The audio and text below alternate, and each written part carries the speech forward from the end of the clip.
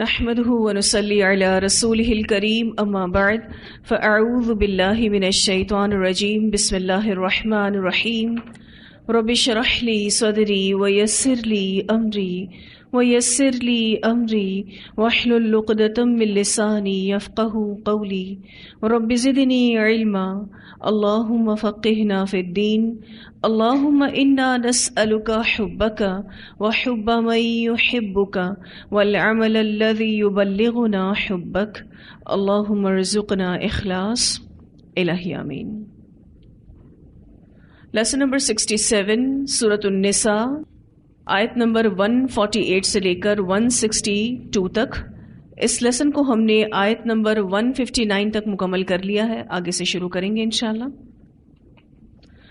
اللہ سبحانہ تعالیٰ فرماتے ہیں فَبِظُلْمٍ، پس بوجہ ظلم کے، ظلم سے مراد یہاں پر شرک، نافرمانی، سرکشی اور ناشکری ہے۔ پس بوجہ ظلم کے، من الذین، ان لوگوں کی طرف سے، ہادو جو یہودی بن گئے، حرمنا حرام کر دی ہم نے، علیہم ان پر، یعنی ان یہود پر، طیبات پاکیزہ چیزیں، احلت لہم حلال کی گئی تھیں ان کے لیے۔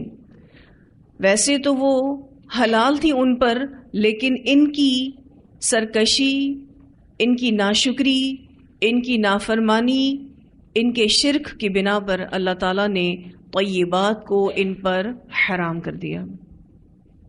جب کوئی شخص اللہ کی نافرمانی کرتا ہے تو اللہ تعالیٰ اس پر نعمتوں کے دروازے بند کر دیتے ہیں، کیونکہ گناہوں کی ایک نحوست ہوتی ہے، دنیا میں بھی بے برکتی ہوتی ہے اور آخرت میں بھی اس کی سزا ملے گی۔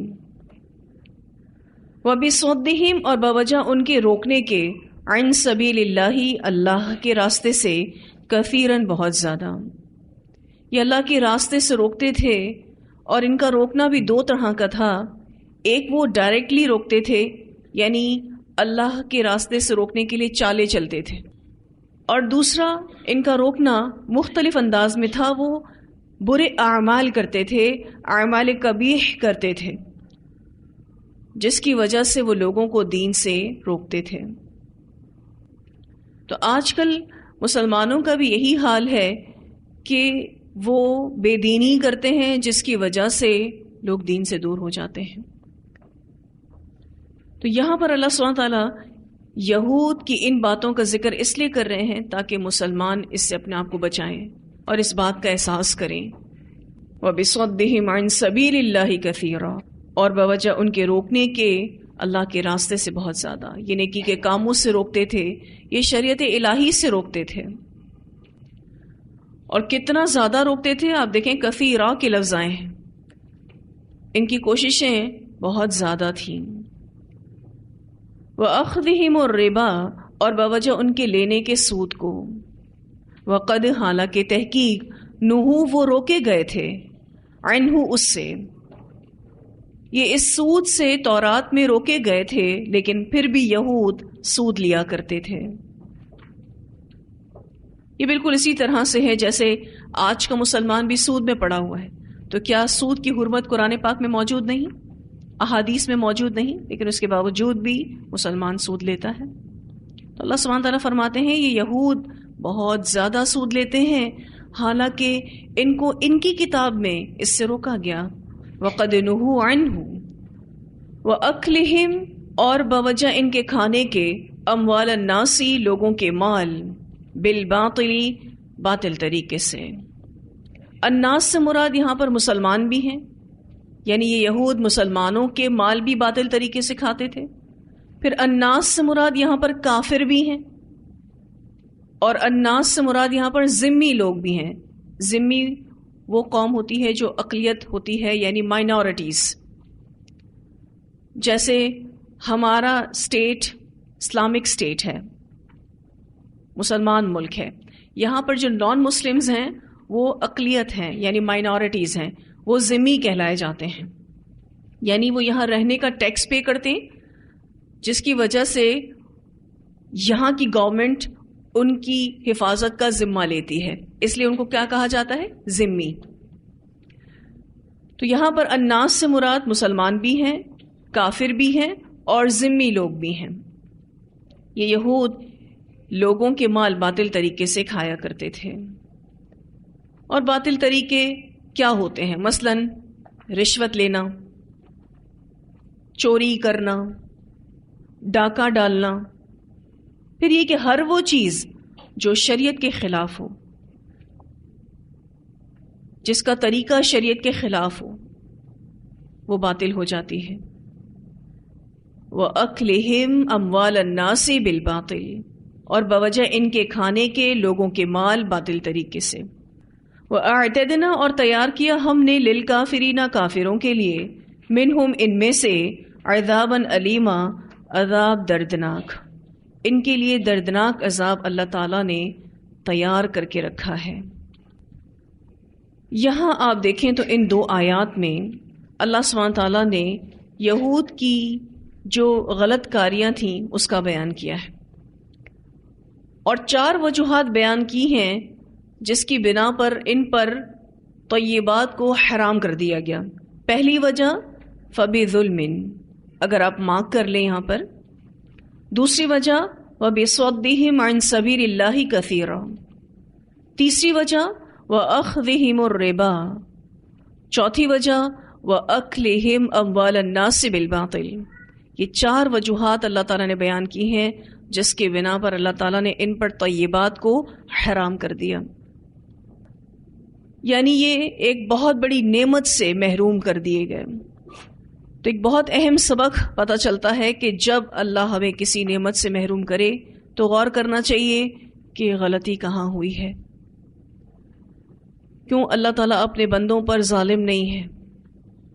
انسان اپنے گناہوں کی وجہ سے، اپنی سرکشیوں کی وجہ سے نعمتوں سے محروم کیا جاتا ہے۔ جیسے فرمانبرداری کی صورتحال میں اللہ برکتوں سے نوازتا ہے، ویسے ہی نافرمانی کی صورتحال میں اللہ بے برکتی دے دیتا ہے۔ تو دنیا میں بے برکتی ہوتی ہے اور آخرت میں بھی سزا ملے گی، جیسا کہ اللہ سبحانہ تعالیٰ فرماتے ہیں وَأَعْتَدْنَا لِلْكَافِرِينَ مِنْهُمْ عَذَابًا أَلِيمًا۔ لیکن الراسخون، لیکن جو راسخ ہیں، پختہ کار ہیں۔ راسخون کا جو لفظ ہے را سین خو سے ہے، معنی ثابت قدم ہونا، فرمنس کو کہتے ہیں۔ مراد یہاں سے دین میں ثابت قدم ہونا ہے۔ آگے بات علم کی آ رہی ہے، لیکن یہاں سے مراد دین میں ثابت قدم ہونا ہے۔ لیکن الراسخون، لیکن جو راسخ ہیں، فی العلم، علم میں، منہم، ان میں سے یعنی یہود میں سے، یہود میں سے جو علم کے پختہ کار ہیں، مراد ابی بن کعب اور عبداللہ بن سلام جیسے لوگ ہیں جنہوں نے یہودیت کو چھوڑ کر اسلام قبول کر لیا۔ تو ابی بن کعب مراد ہیں یہاں سے، اور عبداللہ بن سلام۔ والمؤمنون، اور جو ایمان لانے والے ہیں، یہاں سے مراد مہاجرین اور انصار ہیں۔ یؤمنون، وہ ایمان لاتے ہیں، بما، ساتھ اس کے جو، انزلہ، نازل کیا گیا، الیکا، آپ کی طرف۔ یہود میں سے کچھ لوگ اور مومنین میں سے مہاجر اور انصار ایمان لاتے ہیں اس پر جو نبی اکرم صلی اللہ علیہ وسلم پر نازل کیا گیا۔ وما انزلہ، اور جو نازل کیا گیا، من قبل، کا آپ سے پہلے، یعنی آپ صلی اللہ علیہ وسلم سے پہلے نازل ہونے والی کتابوں پر بھی وہ ایمان لاتے ہیں۔ والمقیمین، اور قائم کرنے والے ہیں، الصلاۃ، نماز کو، وہ نماز کو قائم کرتے ہیں۔ والمؤتون، اور جو دینے والے ہیں، الزکوٰۃ، زکوٰۃ کو۔ زکوٰۃ سے مراد یہاں پر مال کی زکوٰۃ بھی ہے اور جان کی زکوٰۃ بھی ہے۔ ویسے زکوٰۃ کا لفظ زا، کاف، واو سے ہے، معنی مخصوص مال جو متعین مدت میں قمری سال کے بعد نکالا جاتا ہے۔ جیسے ایک مخصوص مال ہمارے پاس ہو، اس پر ایک اسلامی سال جب گزر جاتا ہے تو اس کا 2.5% اللہ کے راستے میں نکالا جاتا ہے۔ یہاں سے زکوٰۃ نفس بھی مراد ہے، جیسا کہ میں نے آپ سے ذکر کیا کہ یہاں جان کی زکوٰۃ کا معنی بھی آتا ہے، یعنی اپنے اخلاق اور کردار کی پاکیزگی اور ان کا تزکیہ کرنا۔ والمؤتون الزکاۃ، اور جو دینے والے ہیں زکوٰۃ کو، والمؤمنون، اور جو ایمان لانے والے ہیں باللہ اللہ پر، والیوم الآخر، اور یوم آخر پر۔ ایمان 3 چیزوں کا مجموعہ ہے، ہم بارہا پڑھ چکے ہیں۔ ایک، دل اس بات کو تسلیم کرے، زبان اس کا اقرار کرے، اور عمل اس کی تصدیق کرے۔ یہ 3 چیزیں جب مل جاتی ہیں تو آپ اسے ایمان کہتے ہیں۔ تو وہ ایمان لاتے ہیں اللہ پر، یعنی اللہ کو دل سے مانتے ہیں، اس کا اقرار زبان سے بھی کرتے ہیں، اور ان کے عمل میں اللہ کی فرما برداری ہوتی ہے۔ والمؤمنون باللہ، پھر ساتھ ساتھ وہ یوم آخرت پر بھی ایمان لاتے ہیں، یعنی وہ ایمان رکھتے ہیں کہ مرنے کے بعد جی اٹھنا ہے، اچھے اور برے اعمال کی جزا یا سزا سے ہمکنار ہونا ہے۔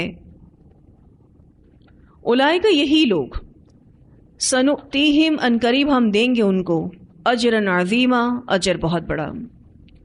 اجرا عظیما سے مراد یہاں پر جنت ہے۔ اللہ ایسے لوگوں کو جنت جلد عطا کرے گا۔ آپ دیکھیں تو یہاں پر راسخون فی العلم کی بات ہوئی، علم میں پختہ کار لوگوں کی بات ہوئی۔ علم والے 2 طرح کے ہوتے ہیں، ایک وہ جو سطحی علم حاصل کرتے ہیں، یعنی شیلو نالج لیتے ہیں، اوپر سے سیکھتے ہیں، کبھی ادھر چلے گئے، کبھی ادھر چلے گئے، کبھی کوئی لیکچر سن لیا، کبھی کوئی لیکچر سن لیا، اور سبھی کی مان لی، کوئی تحقیق نہیں کرتے، کوئی غور و فکر نہیں کرتے، نہ ان کو کوئی دلیل چاہیے، نہ ان کو کوئی ریفرنس چاہیے، کچھ نہیں چاہیے۔ یہ وہ لوگ ہوتے ہیں جو سطحی علم حاصل کرتے ہیں، یعنی سطح پہ رہتے ہوئے شیلو نالج حاصل کرتے ہیں۔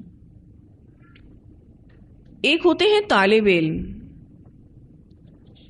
جو بہت فوکسڈ ہوتے ہیں، متوجہ ہوتے ہیں، جو سیکھتے ہیں اس میں پختگی اختیار کرتے ہیں۔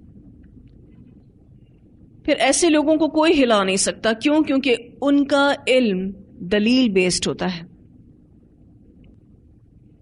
اس طرح سے علم کو لیتے ہیں کہ اپنے اندر موجود شکوک اور شبہات کا ازالہ کرتے ہیں، یعنی اس کا علاج کرتے ہیں، اور اسی سے ہی بھی وہ استقرار حاصل کرتے ہیں۔ استقرار کا مطلب ہوتا ہے استقامت اختیار کرتے ہیں۔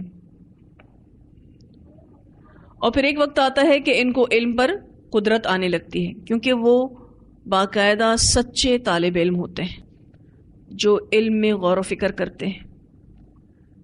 اور ایسے ہی لوگوں کی یہاں بات ہو رہی ہے، لیکن الراسخون فی العلم منہم۔ اب سوال یہ پیدا ہوتا ہے کہ ہم کیسے اپنے علم کو پختہ کریں، ہم ان لوگوں میں کیسے شامل ہوں جن کے بارے میں اللہ سبحانہ تعالیٰ فرماتے ہیں کہ یہ راسخون فی العلم ہے۔ تو اس کے لیے ضروری ہے کہ ہمیں قرآن کا ٹیکسٹ پوری طرح سے کلیئر ہو، یعنی ہم پوری طرح سے فوکس کریں کہ ہم اس کا صحیح ترجمہ کر سکتے ہوں، اس کا صحیح تلفظ ادا کر سکتے ہوں، اور پھر ہم اس کو اچھے سے سمجھ بھی سکتے ہوں، یعنی تفسیر پر بھی ہم فوکس ہوں۔ کیونکہ اگر کوئی تفسیر میں بہت اچھا ہے لیکن اس کا تلفظ ٹھیک نہیں تو وہ راسخون فی العلم نہیں ہو سکتا۔ آج ہمارے ہاں یہ المیہ ہے کہ بہت سارے لوگ قرآن پڑھا تو رہے ہیں لیکن نہ ان کو ٹھیک سے تجوید آتی ہے، نہ ان کو ٹھیک سے تفسیر آتی ہے، لیکن وہ کیا بنے ہوئے ہیں؟ استاد بنے ہوئے ہیں، اور پھر لوگ ان سے سیکھ بھی رہے ہیں۔ تو آپ سوچئے کہ علم کس اعتبار سے آگے بڑھ رہا ہے، اس میں کتنے رخنے ہیں، کتنے کریکس ہیں، کتنا جھول ہے۔ پھر یہ کہ لوگ تحقیق کا مادہ بھی نہیں رکھتے، لوگ پوچھنا بھی پسند نہیں کرتے کہ جو بتایا گیا ہے کہاں سے بتایا گیا ہے، کہاں سے سیکھ کر آیا ہے وہ شخص جو پڑھا رہا ہے. کوئی تحقیق نہیں رکھتے، بس دین کی بات کوئی کر رہا ہے اللہ کا نام لے کے، رسول اللہ صلی اللہ علیہ وسلم کا نام لے کے، تو ٹھیک ہی کہہ رہا ہوگا، یہ سوچتے ہوئے لوگ لے لیتے ہیں. تو پھر ایسے لوگ راسخون فی العلم نہیں ہو سکتے. جو بھی علم لیں دلیل کے ساتھ لیں، ریفرنس بیسڈ لیں. پھر جتنی قرآن میں پختگی آتی جائے گی اتنی استقامت نصیب ہوگی انشاءاللہ. جتنے آپ اس قرآن کے علم کے ساتھ سینئر ہوتے جائیں گے اتنی زیادہ اللہ سبحانہ تعالیٰ آپ کو استقامت نصیب کرے گا. تو علم کے ساتھ سنجیدہ ہونے کی ضرورت ہے، اور آج لوگ علم ہی کے ساتھ سنجیدہ نہیں ہیں. اس وجہ سے علم میں وہ پختگی نہیں آتی. صحابہ کرام کو دیکھیے، علم میں راسخ تھے، ان میں کوئی جدال نہیں تھا، ان میں کوئی اختلافات نہیں تھے، وہ عمل میں بہت زیادہ آگے تھے. آج آپ دیکھیے لوگ علم میں راسخ نہیں ہیں، ان میں جدال بہت ہے، یعنی جھگڑا بہت ہے، ان میں اختلافات بھی بہت ہیں، اور عمل میں یہ کمزور ہے. تو راسخون فی العلم کی سب سے بڑی نشانی کہ اس کا عمل بہت سٹرونگ ہوتا ہے، اس کا عمل بہت ہی زیادہ مضبوط ہوتا ہے. وہ بحثیں نہیں کرتے، وہ عمل کرتے ہیں. تو اللہ سبحانہ تعالیٰ نے ایسے لوگوں کی یوں کہہ لیجئے تعریف فرمائی ہے. لیکن الراسخون فی العلم منہم والمؤمنون یؤمنون بما انزل الیک وما انزل من قبلک والمقیمین الصلاۃ والمؤتون الزکاۃ والمؤمنون باللہ والیوم الآخر اولئک سنؤتیہم اجرا عظیما. آپ دیکھیں تو آخر میں دوبارہ سے اللہ پر ایمان کی بات آئی اور یوم آخرت پر ایمان کی بات آئی. اس سے آپ کو اندازہ ہوگا کہ ایمان کا کتنا قیمتی حصہ ہے اللہ پر ایمان لانا. اس بات پر ایمان لانا کہ اللہ ہی الہ ہے، اس کے علاوہ کوئی عبادت کے لائق نہیں ہے. اور یوم آخرت پر ایمان کتنا اہم ہوگا کہ اس کو خاص الخاص الگ سے بیان کیا گیا ہے کہ ہم نے مرنے کے بعد جی اٹھنا ہے.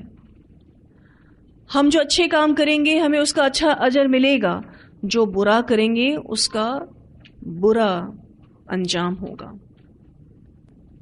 جو ایسے مومنین ہو تو اللہ ان کو جلد ہی اجر عظیم عطا کرے گا، اور اجر عظیم سے مراد کیا ہے؟ جنت عطا کرے گا. اللہم اجعلنا منہم، اللہ ہمیں ان لوگوں میں شامل کرے. یہاں ہمارا یہ لیسن مکمل ہوا. اتنی آیات کی تلاوت سنتے ہیں. فَبِظُلْمٍ مِّنَ الَّذِينَ هَادُوا حَرَّمْنَا عَلَيْهِمْ طَيِّبَاتٍ أُحِلَّتْ لَهُمْ وَبِصَدِّهِمْ عَن سَبِيلِ اللَّهِ كَثِيرًا وَأَخْذِهِمُ الرِّبَا وَقَدْ نُهُوا عَنْهُ وَأَكْلِهِمْ أَمْوَالَ النَّاسِ بِالْبَاطِلِ وَأَعْتَدْنَا لِلْكَافِرِينَ مِنْهُمْ عَذَابًا أَلِيمًا. لَكِنِ الرَّاسِخُونَ فِي الْعِلْمِ مِنْهُمْ وَالْمُؤْمِنُونَ يُؤْمِنُونَ بِمَا أُنزِلَ إِلَيْكَ وَمَا أُنزِلَ مِن قَبْلِكَ وَالْمُقِيمِينَ الصَّلَاةَ وَالْمُؤْتُونَ الزَّكَاةَ وَالْمُؤْمِنُونَ بِاللَّهِ وَالْيَوْمِ الْآخِرِ أُولَئِكَ سَنُؤْتِيهِمْ أَجْرًا عَظِيمًا. یہ جو یہود کے سود لینے کے حوالے سے اور حرام کھانے کے حوالے سے بات ہوئی، تو آپ جانتے ہیں کہ آج بھی دنیا میں سب سے بڑی سود لینے والی قوم یہود ہیں، سب سے زیادہ حرام کھانے والی قوم یہود ہیں۔ پھر آپ دیکھیے کہ یہاں جو یہ بات ہوئی کہ یہود میں سے بھی کچھ جو علم میں پختہ کار ہیں وہ اللہ تعالیٰ پر ایمان لے آتے ہیں، نبی اکرم صلی اللہ علیہ وسلم کو بحیثیت رسول تسلیم کر لیتے ہیں، وہ یہودیت کو چھوڑ دیتے ہیں، تو ان کو اللہ سبحانہ تعالیٰ اجر عظیمہ سے نوازے گا۔ یعنی وہ دلیل اور حجت پر چلتے ہیں، انہوں نے اللہ کی وحی سے رہنمائی حاصل کی، وہ لکیر کے فقیر نہیں بنے، انہوں نے آباء و اجداد کی تقلید نہیں کی۔ جیسا کہ میں نے آپ کے سامنے دو نام بھی رکھے، جن میں ایک ابی بن کعب اور دوسرے عبداللہ بن سلام۔